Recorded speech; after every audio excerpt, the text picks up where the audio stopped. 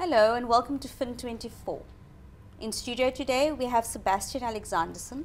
Hello Sebastian. Hello Moeshfieka. He is a director at National Debt Advisors. Sebastian, today we're going to talk about reckless lending. I think reckless lending is downright unethical. What is reckless lending? Moeshfieka, reckless lending is basically when the bank lends you money that you can't afford.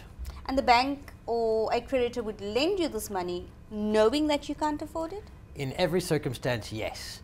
See, the banks are supposed to do a needs analysis that will take in how much you earn, how much you spend on living essential items, and see if you've got enough money left over to afford the debt. If you don't, they shouldn't give you the money. And if you do, then maybe they can lend you the money or consolidate some debt. But for the most part, this is still going unobserved. So we heard that there was this big clampdown on reckless lending when the National Credit Act came into effect.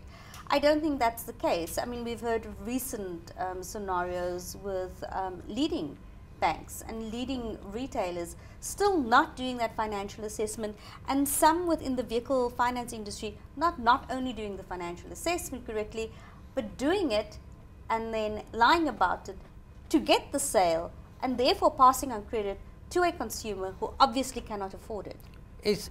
You can compare it to bars that stay open past the allocated time. You know, how much is the fine worth to how much money they'll make in that time that they stay open? It's the same thing with lending money. How much money will they make by breaking the rules? How does one know when you have been a victim of reckless lending? You know when you can't afford any more money. You know, if you get to the end of the month and you've got payday loans, once you get to the point where your paycheck's spent before you've got it, and they're still giving you money, that's reckless. What can you do about that? What are your options? It's a very difficult question. Reckless lending is only coming into its own in South Africa. You know, since 2007 the rules have changed.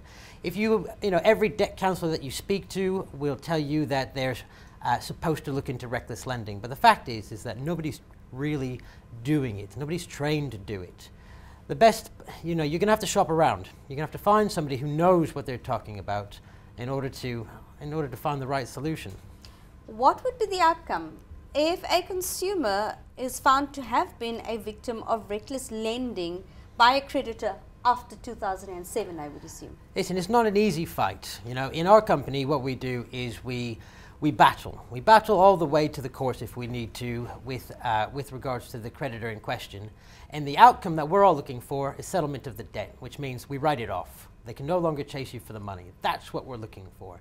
If they gave you money that you shouldn't have, you shouldn't have to pay it back within reason. How long after one has been a victim of reckless lending?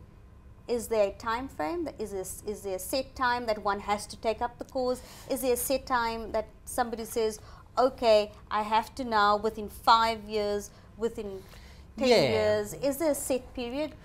The way we look at it is once you find yourself becoming worse off than you were before because you were borrowed too much money. So if, say you took out a loan and all of a sudden you can't afford to pay it back over a gradual period of time. So not because you had a change in circumstance, but due to the fact that you've just over borrowed because they allowed you to borrow too much money.